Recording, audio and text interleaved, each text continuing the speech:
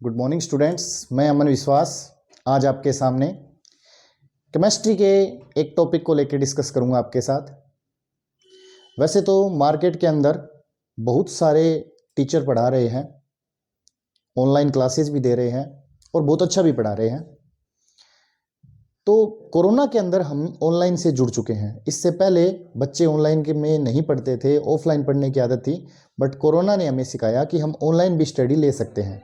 और मार्केट में बहुत अच्छे से अच्छे पैकेज भी चल रहे हैं, आकर्षक ऑफर भी चल रहे हैं। बट ये ऑनलाइन स्टडी मैं मानता हूं उन बच्चों के लिए इंपॉर्टेंट है जो बच्चे ऑफलाइन की बढ़िया सुविधा नहीं ले पा रहे, ग्रामीण एरिया से बिलोंग करते हैं या जहां पर कुछ स्कूल ऐसे हैं जहां पे प्रॉपर टीचिंग नहीं हो रही, टीचर ही नहीं है। तो ऐसी जगह पर ऑनलाइन स्टडी का काफी महत्व हो जाता है।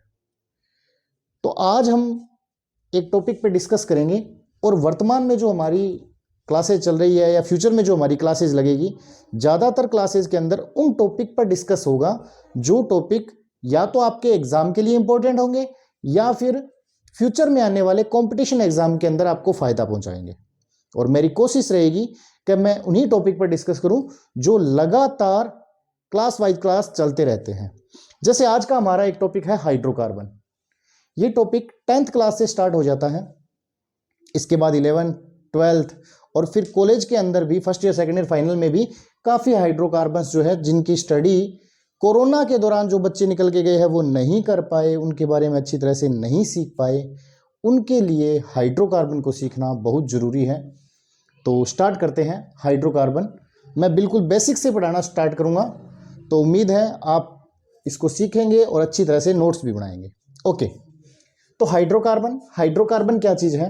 जैसा कि नाम से स्पष्ट हो रहा है, कार्बन और हाइड्रोजन से मिलकर बने यौगिक हाइड्रोकार्बन कहलाते हैं।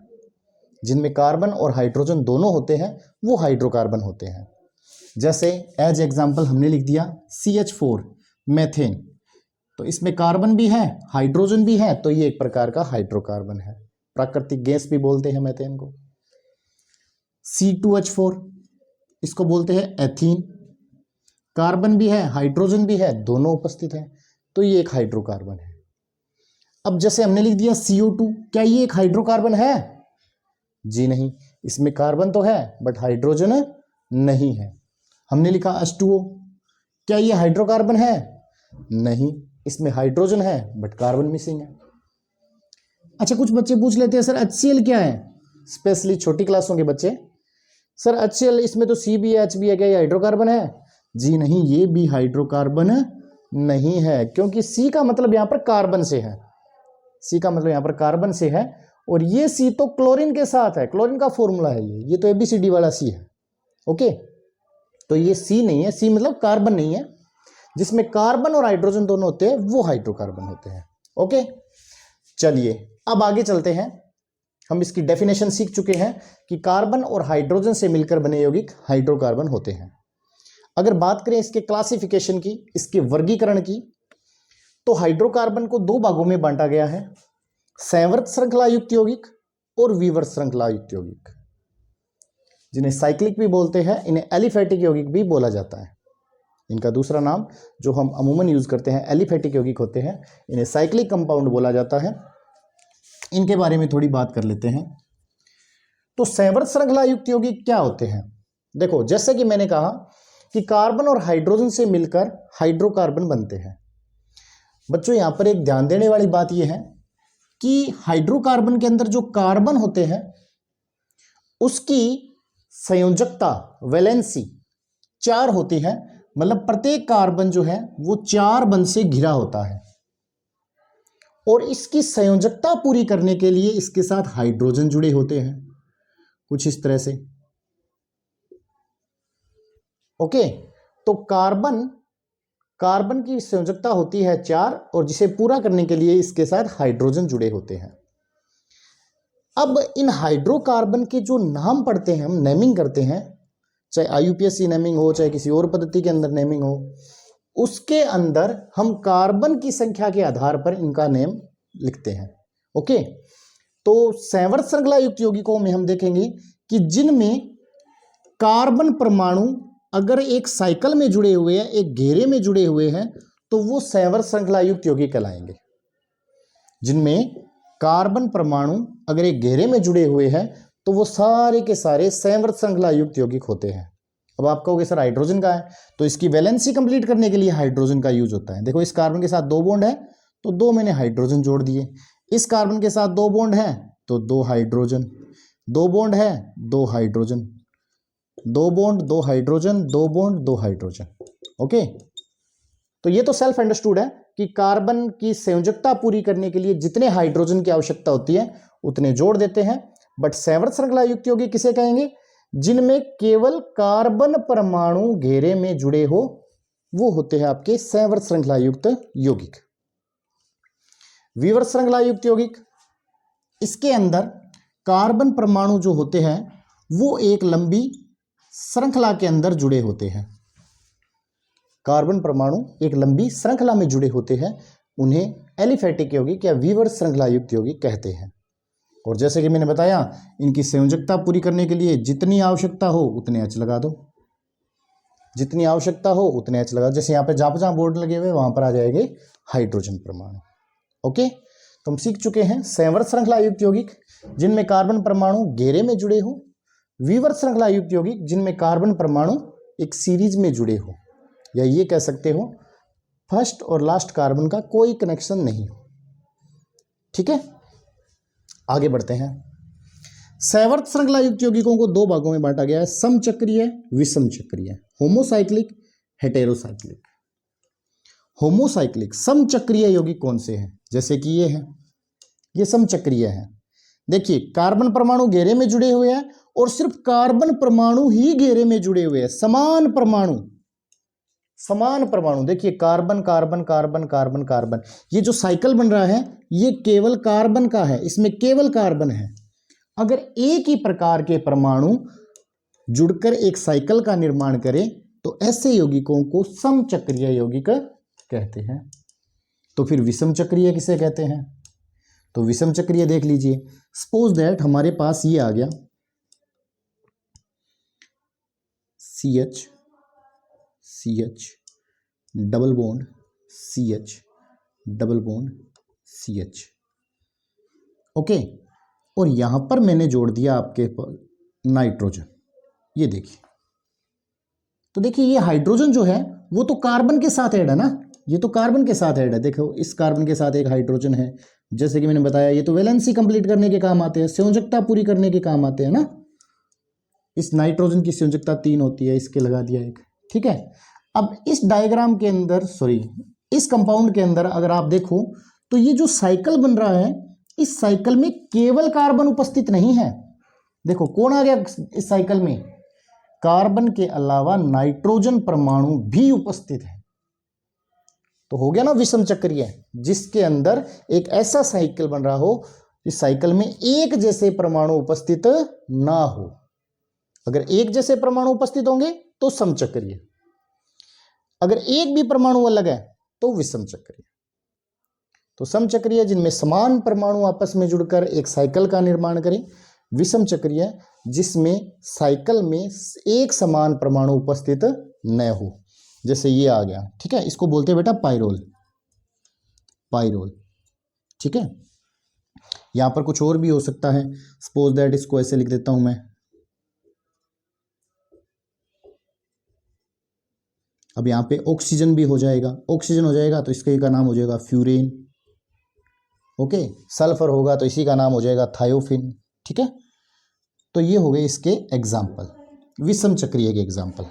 और अगर आपको जानना हो समचक्रीय के एग्जाम्पल तो आप कोई भी दे सकते हो, कितने ही कार्बन का साइकिल बना सकते हो, जरूरी नहीं है 5 का ही हो, 1 2 3 4 5 कितने ही कार्बन का साइकिल हो सकता है, बट साइकिल में सारे कार्बन होने चाहिए, किसी भी बॉन्ड से जुड़े हो सकते हैं, सिंगल डबल ट्रिपल। ठीक है, विषम चक्रीय साइकिल है बट साइकिल में एक समान परमाणु नहीं है। जैसे इस साइकिल में कार्बन के अलावा नाइट्रोजन भी है, इसमें कार्बन के अलावा ऑक्सीजन भी उपस्थित है। चलिए आगे बढ़ते हैं। समचक्रीय इसे 2 भागों में बांटा है, alicyclic, aromatic. Alicyclic means carbon परमाणु या फिर ये कह लो एक समान परमाणु ने मिलकर एक साइकिल तैयार किया है। इसमें भी सारा साइकिल कार्बन से बना हुआ है, इसमें भी सारा साइकिल कार्बन से बना हुआ है। तो डिफरेंस क्या है? डिफरेंस ये है कि इसमें इसके अगर एग्जाम्पल देखोगे आप, तो इसके एग्जाम्पल में कार्बन परमाणु आपस में कैसे भी जुड़े हो सकते हैं। डबल बॉन्ड से हो सकता है कहीं पर ट्रिपल बॉन्ड आ जाए, ठीक है। कितने भी कार्बन हो सकते हैं, जैसे यहाँ पर अब मैं लगा देता हूँ, एक यहाँ लगा दिया हाइड्रोजन, एक इसके साथ लगा दिया हाइड्रोजन, ये हो गया। ये भी एक क्या है, एलिसाइक्लिक है, क्योंकि कार्बन ने मिलाकर एक साइकिल बनाया है। बॉन्ड कोई भी हो सकता है, हाइड्रोजन कितने भी हो सकते हैं, सभी एलिसाइक्लिक में आएंगे, ठीक है। कितने ही कार्बन का साइकिल हो सकता है। ये बना दिया, जैसे ये बना दिया, देखो CH2 CH CH2 CH2 CH2 CH2 CH2, ये देखिए इसमें 6 कार्बन है, 6 कार्बन है। इनके बीच बॉन्ड कोई भी हो सकता है, सिंगल डबल ट्रिपल कहीं भी हो सकता है। उस हिसाब से हाइड्रोजन हम कम कर देंगे, ठीक है। तो ये एलिसाइक्लिक है। एलिसाइक्लिक क्या होता है, एक समान परमाणुओं का घेरा, लेकिन परमाणुओं की संख्या भी कितनी भी हो सकती है और उनके बीच कोई भी बॉन्ड हो सकता है। ओके, चलिए ये हो गए इसके एग्जाम्पल। अब बात करते हैं एरोमेटिक। फिर एरोमेटिक क्या होते हैं। एरोमेटिक में भी एक समान कार्बन होते हैं, जैसे इसका एग्जाम्पल लिखते हैं हम। इसमें भी एक समान कार्बन परमाणुओं का ही साइकिल होता है, बट इसकी खास बात यह होती है कि उस साइकिल के अंदर 100% 6 कार्बन ही होने चाहिए और 3 डबल बॉन्ड होने चाहिए। ये देखिए, तो 6 कार्बन और 3 डबल बॉन्ड से मिलकर जो तैयार होता है बच्चों, उसे हम बोलते हैं बेंजीन। क्या बोला जाता है उसे, बेंजीन, ठीक है। अब इसके साथ हाइड्रोजन सेट कर देते हैं। ये देखिए, ये देखिए, तो C6H6 बेंजीन। तो कह सकते हैं बेंजीन या बेंजीन के व्युत्पन्न डेरिवेटिव, मतलब बेंजीन के साथ ऊपर कुछ भी जुड़ा हो सकता है। यहाँ पे CH3 भी हो सकता है, यहाँ पे OH भी हो सकता है, कुछ भी इसके साथ कुछ भी हो सकता है। जैसे सपोज दैट हमने लिख दिया, थोड़ी जगह बना लेते हैं हम। जैसे एक एग्जाम्पल और ले लेते हैं इसका, यहाँ बना देता हूँ मैं। बेंजीन को थोड़ा ऐसे बना दूँ, थोड़ी जगह बच जाएगी हमारे पास। देखो बेंजीन में ना बीच में ऐसे भी कर सकते हैं, इसका मतलब भी 3 डबल बॉन्ड ही है। इसके बारे में विस्तार से बात करेंगे हम। ये बेंजीन की कॉमन स्ट्रक्चर है जो आप पढ़ते आ रहे हो, और जो प्रत्येक ये है ना कॉर्नर, यहां पर क्या माना जाता है, C, ठीक है। तो 6 कार्बन हो गए ये, और ये सेम स्ट्रक्चर है, ठीक है। इसके बारे में और विस्तार से बात करेंगे। तो ये बेंजीन है और सभी के साथ एक एक H है, ये सेल्फ अंडरस्टूड है। अब अगर किसी H को हटा के और उसकी जगह कुछ भी जोड़ दें, सपोज दैट OH जोड़ दिया, तो इसी का नाम हो गया बच्चों फिनोल, और ये बन गया बेंजीन का व्युत्पन्न, और ये भी क्या कहलाएगा, एक एरोमेटिक यौगिक कहलाएगा, ठीक है। तो कहने का मतलब घेरा होना चाहिए कार्बन का ही, बट कार्बन की संख्या भी निश्चित है, कितनी होनी चाहिए, 6। और दूसरी बात, प्रत्येक साइकिल के अंदर टोटल कितने डबल बॉन्ड होने चाहिए, 3 डबल बॉन्ड। 3 डबल बॉन्ड हो, 6 कार्बन हो, तो एरोमेटिक है। तो कार्बन का ही घेरा, लेकिन ना तो कोई डबल बॉन्ड ट्रिपल बॉन्ड की संख्या डिसाइड है, कहीं भी कुछ भी हो सकता है, और ना ही कार्बन की संख्या निश्चित है। वो सारे एलिसाइक्लिक में आएंगे। जैसे ये अंट शंट कोई कहीं जुड़ सकता है, ठीक है। बस वैलेंसी कंप्लीट करने के लिए हाइड्रोजन लगाने होते हैं। इसमें फिक्स है 6 कार्बन 3 डबल बॉन्ड, ओके। हाँ, वो अलग बात है कि कार्बन के साथ ऊपर कुछ जुड़ा हो, बेंजीन के साथ कुछ जुड़ा हो, तो भी वो एरोमेटिक की कैटेगरी में आएगा, बट बेंजीन होना कंपलसरी है, ठीक है जी। तो ये थे हमारे संवर श्रृंखला युक्त यौगिक। अब उधर चलते हैं विवर्त श्रृंखला युक्त यौगिकों की तरफ। इन्हें छोटी क्लासों में बहुत पढ़ाया गया है, 10th क्लास तक के बच्चे बहुत जानते हैं इनके बारे में, काफ़ी वहाँ पर समझाया गया, इसके बारे में विस्तार से लिखा गया है। तो मैं थोड़ा सा बता देता हूँ, इनमें डिफरेंस कर देता हूँ कि ये क्या होते हैं, ओके। तो देखिए, तो इनमें डिफरेंस करने के लिए हम एक सारणी बना लेते हैं छोटी सी, और इनमें अंतर देख लेते हैं। जैसे सबसे पहला अंतर है इनका अनुलग्न। अनुलग्न समझते हो, अनुलग्न का मतलब है सफिक्स। सफिक्स बोले तो जैसे आप हिंदी के अंदर पढ़ते होंगे प्रत्यय, जो शब्द के अंत में जुड़ते हैं प्रत्यय, तो इनके अंदर भी कुछ ऐसा ही है। एल्केन, इनके अंत में एन जुड़ता है, एन। एल्कीन, इनके अंत में ईन जुड़ता है। और एल्काइन, इनके अंत में आइन जुड़ता है। ठीक है, मैं थोड़ा सा यहाँ पे आपको एक चीज बताना चाहूंगा, जो हिंदी मीडियम के बच्चे हैं स्पेशली, कि आप इनके नाम अगर इंग्लिश में बनाओगे, इनका IUPAC नेमिंग अगर इंग्लिश में करोगे हाइड्रोकार्बन का, तो आपको बहुत बेनिफिट रहेगा, क्योंकि यहाँ पे अल्फाबेटिक इनके नाम में बहुत दिक्कतें आती है, अल्फाबेट का यूज बहुत होता है यहाँ पे।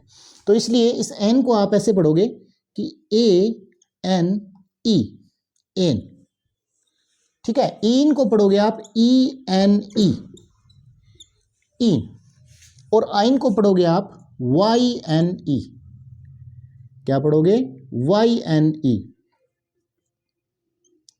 ठीक है, YNE। अब कुछ बच्चे पढ़ते हैं सर आइन का वाई कैसे हुआ, तो ये तो आप अपने इंग्लिश के टीचर के साथ डिस्कस कर सकते हो, हम साइंस में ऐसे ही पढ़ते हैं। ओके, एन, ANE, इन, ENE और आइन YNE। ठीक है जी, चलिए आगे बढ़ते हैं। उसके बाद बारी आती है और इनमें क्या डिफरेंस होता है। एक तो इनमें सफिक्स, एल्केन में एन लगा होता है, इनमें इन लगा होता है, इनमें आइन लगा होता है। दूसरा डिफरेंस क्या है? दूसरा जो बेसिक डिफरेंस है वो है बॉन्ड, लेकिन किसके बीच? C व C के बीच। C व C, C बोले तो कार्बन, कार्बन व कार्बन के मध्य बंध। ओके, कार्बन व कार्बन के मध्य बंध। तो एल्केन में हमेशा चाहे कितने भी कार्बन का अपने पास एक कंपाउंड हो, उसमें कितने भी कार्बन हो, 1 2 3 4 5 6 10 20 50, सबके बीच हमेशा सिंगल बॉन्ड आएगा। अगर एल्कीन है तो उसमें डबल बॉन्ड आएगा। अगर एक जगह भी डबल बॉन्ड आ गया तो वो एल्कीन हो गया। एल्कीन दो जगह भी हो सकते हैं, डबल बॉन्ड दो जगह भी हो सकते हैं, 3 जगह भी हो सकते हैं, लेकिन अगर एक भी जगह डबल बॉन्ड आ गया तो वो एल्कीन कहलाएगा। और एल्काइन, जिसमें कार्बन और कार्बन के बीच क्या हो? ट्रिपल बॉन्ड हो, कार्बन और कार्बन के बीच। ओके, कार्बन कार्बन में सिंगल हो तो एल्केन का सदस्य माना जाएगा, डबल हो तो एल्कीन और ट्रिपल हो तो एल्काइन। थर्ड वन, इनका अणुसूत्र, अणुसूत्र, मोलिक्यूलर फॉर्मूला, अणुसूत्र। तो देखिए इनका अणुसूत्र क्या होता है। जैसे एल्केन का अणुसूत्र होता है CnH2n+2, एल्कीन का होता है CnH2n, और एल्काइन का होता है CnH2n-2। इसका थोड़ा मैं मीन बता देता हूं आपको। CnH2n+2 जो है, देखिए थोड़ा इसको ऊपर लिख देते हैं, यहां लिख देता हूं CnH2n-2। देखिए एल्केन जो है, इसके अणुसूत्र का मतलब क्या है? देखिए पहले इसको देखते हैं। Cn है तो H जो है वो 2n है। अगर आपके पास कार्बन की संख्या है तो हाइड्रोजन की संख्या उसकी डबल होगी। ये n है तो ये 2n है, ये 5 है तो ये 10 है, ये 4 है तो ये 8 है, ये 6 है तो ये 12 है, ये 10 है तो ये 20 है। तो हाइड्रोजन की संख्या कार्बन की डबल होती है एल्कीन में। ओके, अब इनको पढ़ना आसान हो जाएगा। फिर इसमें क्या है, ये n है तो ये 2n, मतलब डबल तो है ही, +2 और है, मतलब हाइड्रोजन की संख्या कार्बन की संख्या के दुगने से 2 अधिक है। H की संख्या C के, पहला इसका क्या किया, दुगुना किया, और फिर 2 अधिक है। ओके, H की संख्या C के दुगने से 2 अधिक है। इसमें H की संख्या C की क्या है, दुगनी है, जस्ट डबल है। H की संख्या C की जस्ट डबल है। जैसे यहां पर अगर C 6 है तो ये 12 हो जाएगा, और अगर यहां पर C 6 है तो कितने हो जाएंगे? दुगने से 2 अधिक 12 और 2 14। इसमें कितनी हो जाएगी? देखिए पहले डबल किया फिर 2 लेस कर दिया, पहले डबल किया फिर 2 लेस कर दिया, मतलब H की संख्या C के दुगने से 2 कम है। H की संख्या C के दुगने से 2 कम है। तो इनको याद रखना भी आसान हो जाएगा। अगर जैसे जैसे हम इनके फॉर्मूले तैयार करेंगे, हम इनको लिखेंगे, तो ये चीज़ें आपके अच्छी तरह से याद हो जाएगी। फिर ये आपके नॉर्मली यूज में आप करने लगोगे, इनको बनाने लगोगे, तो ये चीज़ें नॉर्मल हो जाएगी। एक बार आपको थोड़ा ऐसा लग रहा है कि ये काफ़ी हार्ड हो गया, काफ़ी लंबा चौड़ा हो गया, क्या बता दिया, बट जब रेगुलर हम इनके एग्जाम्पल करेंगे तो ये चीज़ें आपके लिए कॉमन हो जाएगी। तो एक बार मैं पूरा रिपीट कर देता हूँ। हाइड्रोकार्बन, कार्बन और हाइड्रोजन से जो मिलकर बनते हैं वो हाइड्रोकार्बन। अगर इनको बांटे, वर्गीकरण करें इनका, तो 2 भागों में बांट सकते हैं, संवर्त श्रृंखला और विवर्त श्रृंखला। संवर्त जिसमें एक साइकिल उपस्थित हो, कार्बन परमाणु घेरे में जुड़े हो, और विवर्त श्रृंखला कार्बन परमाणु एक लंबी श्रृंखला के अंदर सीरीज में जुड़े हो। संवर्त श्रृंखला यौगिकों को 2 भागों में बांट सकते हैं, समचक्रीय और विषम चक्रीय, होमोसाइक्लिक, हेटेरोसाइक्लिक। होमोसाइक्लिक बोले तो जिनमें घेरे में सिर्फ कार्बन हो, हेटेरोसाइक्लिक बोले तो जिनमें घेरे में कार्बन के अलावा भी कोई परमाणु उपस्थित हो। जैसे इस घेरे में कार्बन के अलावा नाइट्रोजन है, इसमें कार्बन के अलावा ऑक्सीजन है। ओके, समचक्रीय की बात करें, फिर इसको 2 भागों में डिवाइड कर दिया, एलिसाइक्लिक, एरोमेटिक। एलिसाइक्लिक समचक्रीय, सिर्फ कार्बन का घेरा है, लेकिन वो घेरा कितने भी कार्बन का हो सकता है, 2 3 5 10 15 20 50 कितने का भी हो सकता है, और उसमें कहीं भी डबल बॉन्ड या ट्रिपल बॉन्ड हो सकते हैं। ना तो डबल बॉन्ड और ट्रिपल बॉन्ड निर्धारित है, ना कार्बन की संख्या निर्धारित है, तो वो सारे एलिसाइक्लिक है। एरोमेटिक, इनमें कार्बन की संख्या भी निश्चित है, 6 ही होंगे, 6 कार्बन का ही घेरा होगा, और डबल बॉन्ड 3 होंगे, फिक्स है। मतलब बेंजीन, बेंजीन या बेंजीन के व्युत्पन्न, व्युत्पन्न बोले तो बेंजीन में से कहीं से भी एक H निकाल के अगर हमने कुछ जोड़ दिया, जैसे हमने वो जोड़ दिया, तो ये हो गया बेंजीन के व्युत्पन्न। इन्हें बोलते हैं एरोमेटिक यौगिक। बढ़िया सुगंध वाले यौगिक होते हैं ये। अच्छा जी, फिर बात आती है विवर्त श्रृंखला। इनको 2 भागों में बांटा है, संतृप्त, असंतृप्त, सैचुरेटेड, अनसैचुरेटेड। सैचुरेटेड में आता है एल्केन, जबकि अनसैचुरेटेड में 2 आते हैं, एल्कीन और एल्काइन। एल्केन की बात करें, डिफरेंस करें अगर इनका, तो एल्केन के अंदर सफिक्स जो लगता है, अनुलग्न, जो शब्द के अंत में जुड़ते हैं, वो एन का यूज होता है। जैसे methane, ethane, propane, butane. Alkene में इन का यूज होता है, जैसे एथीन, प्रोपीन, ब्यूटीन। एल्काइन में आइन का यूज होता है, एथाइन, प्रोपाइन, ब्यूटाइन।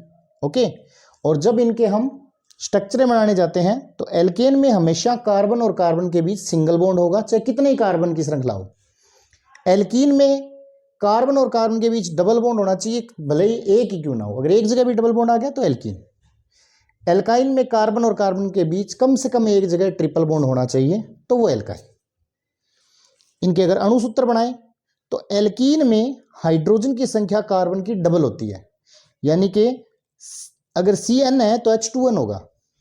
तो एल्केन में क्या होगी, इसमें डबल से 2 ज्यादा और इसमें डबल से 2 कम। सपोज दैट अगर इसमें कार्बन 4 है तो H कितने होंगे, 8। इसमें अगर कार्बन 4 ले तो H कितने हो जाएंगे, डबल करो 2 जोड़ दो, तो 4 का डबल कितना हुआ, 8, 2 ऐड कर दिया तो 10। कहने का मतलब इसमें अगर C4 है तो H 8 होंगे, इसमें C4 है तो H 10 होंगे। इसमें क्या करना है, डबल करके 2 लेस कर देना है, डबल करके 2 लेस कर देना है। अगर C4 है तो H कितने हो जाएंगे, डबल में से 2 लेस कर दो, तो 4 का डबल कितना हुआ, 8, और 2 लेस किया तो 6। इट मीन्स C4 और H 6 बन जाएंगे। ठीक है बच्चों, बाकी जैसे जैसे हम इनके आगे की क्लासों में जाएंगे, उसके अंदर मैं इनके एग्जाम्पल कराऊंगा, तो ये और भी बेटर आपके क्लियर होते जाएंगे। जब ये रोज आप लिखने लगोगे, इनके फॉर्मूले बनाने लगोगे, आगे इनके रूल पढ़ेंगे, तो ये चीज़ें क्लियर हो जाएगी। ये वैसे तो बहुत बड़ा टॉपिक है, बट मेरी कोशिश रहेगी कि आपको बढ़िया तरीके से जल्द कुछ क्लासों में ही आपके जो काम की चीज़ें हैं उसके अकॉर्डिंग इसको कंप्लीट करवा दें। ओके, तो आप इसका बढ़िया से स्क्रीनशॉट ले लीजिए ताकि आप इसके नोट्स बना सको। Thank you.